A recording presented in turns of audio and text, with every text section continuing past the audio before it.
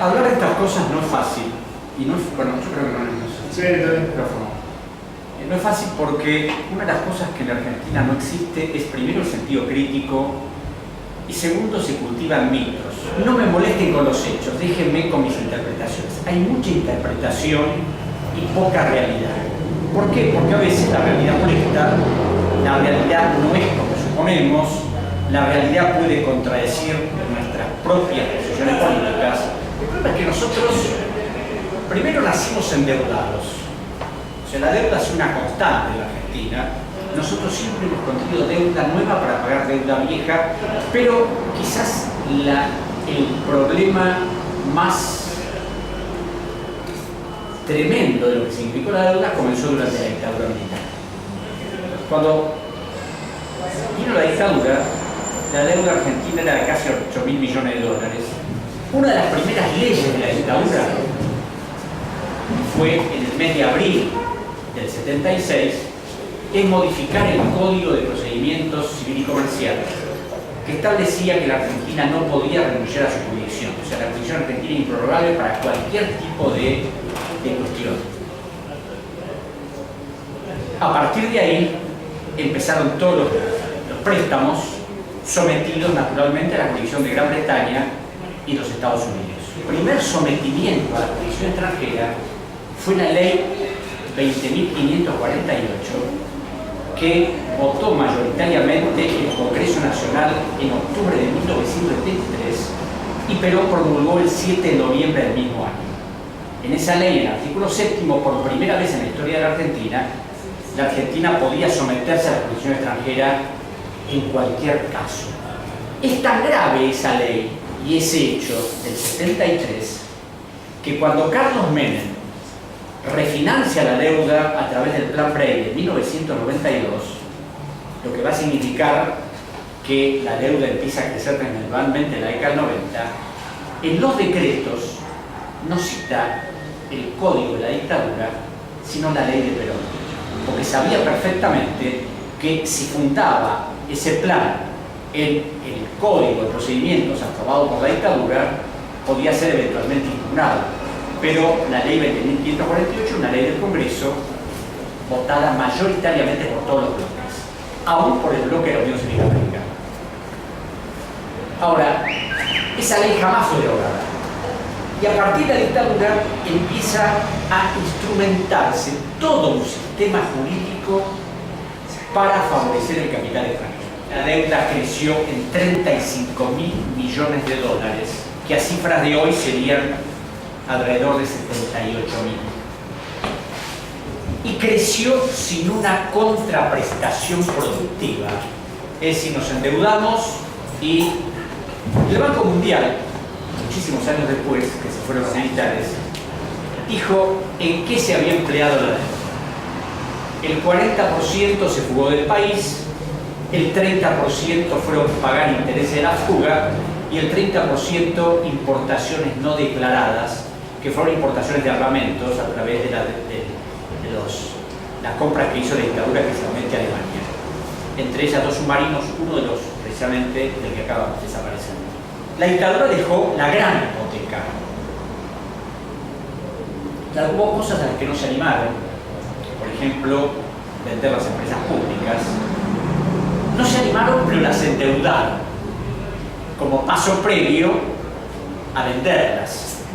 Lo que ocurre es que dentro de esa locura que significaron el gobierno militar, hubo militares que defendieron YPF e impidieron que se vendiera. Pero claro, cuando irrumpieron en marzo del 76, la deuda de YPF era de 384 millones de dólares. Cuando se fue la dictadura, la deuda de YPF era 6.100 millones de dólares. Con este agravante, que a través de decisiones del Ministerio de Economía, YPF le vendía el petróleo a sus competidoras al 50% de sus gastos de producción. O sea, una empresa absolutamente insustentable, y después de vender todas las empresas del Estado, cuando se fue Menem, la deuda era de 145.000 millones de dólares.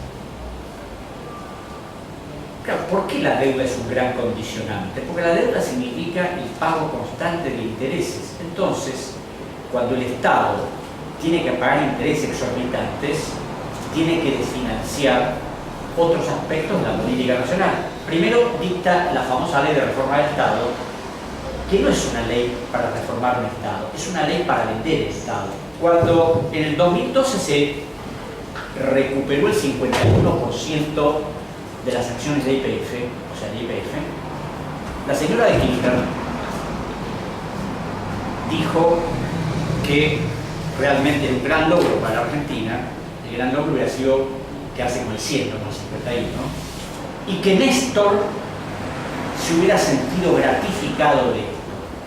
Cuando yo escuché este discurso, que está en la Cámara de Diputados, digo, estamos todos locos, ¿no? Porque el principal lobista para que se le diera YPF fue Néstor Carlos Kirchner. No porque lo diga yo, sino porque están todos los testimonios de la época.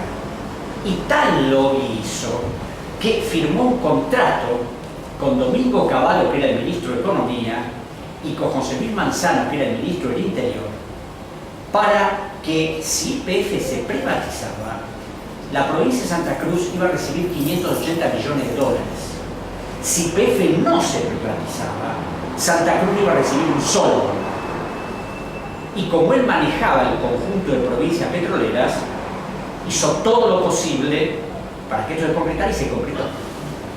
Por supuesto, yo siempre cuando hablo de YPF digo que es uno de los ejemplos de lo que es el capital nacional y de lo que puede hacer el capital nacional. Porque YPF fue constituida con un préstamo que le dio el presidente Hipólito de 38.500.000 pesos y se constituyó en la década del 30 en una de las petroleras más importantes del mundo. Pemex de México y Petrobras de Brasil fueron hechos a imagen y semejanza de YPF. Pero además, YPF construyó pueblos, ciudades, escuelas, hospitales, es decir, realmente desarrolló una obra descomunal. Esto fue generando, junto con el endeudamiento, una situación económica cada vez más explosiva, y todos sabemos lo que pasó en el 2000, no lo voy a volver a repetir acá, donde el Congreso Nacional, que es el ejemplo más claro de la mediocridad política argentina, le votó facultades extraordinarias a Domingo Cavallo, y por supuesto Cavallo lo que hizo fue endeudarnos en 55.000 millones de dólares más y dejar a los gobiernos que siguieron una hipoteca descomunal. Pero una hipoteca descomunal con una estructura jurídica que nadie había cambiado. Cuando viene el doctor Néstor Kirchner, dice: la deuda es ilegal, pero hay que pagarla. El problema es que la deuda argentina en el año 2003 había sido probada minuciosamente su fraudulencia. El doctor Kirchner, siguiendo los consejos de su ministro Lavagna, decidió reestructurar la deuda en el 2005 y la deuda bajó. No el 70% como se ha sostenido, sino apenas un 20%. Y a partir de ahí empezó una especie de transformación de deuda externa en deuda interna, porque se sacaron fondos del ANSES, del Banco de la Nación y del Banco Central para pagar a los acreedores extranjeros. Y un hecho extremadamente grave, ahora van a saber por qué, él decide aceptar como abogado de la Argentina, para asesorarnos en todas las operaciones, al mismo estudio de abogados que había contratado Carlos Menem en 1989. El estudio clínico de Christine Hamilton de Nueva York. Abogados de nuestros acreedores. Resumen, porque me interesaría que hicieran preguntas. La deuda que dejó Cristina fueron 250.000 millones de dólares.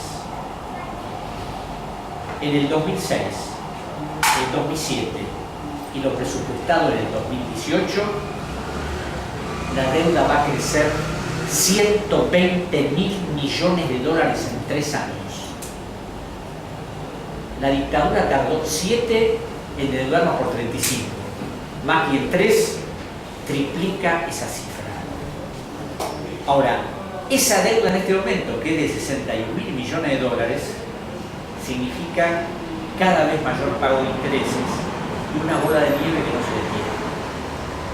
El presupuesto de este año, para tirarles algunas cifras, en pesos, 406.500 millones de dólares para pagar la deuda.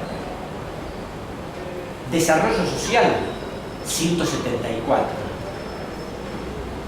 menos de la mitad. Defensa, 116.500. Ciencia y tecnología, 19.300. Salud, 56.500. Seguridad, 120.900. Educación, 163.200.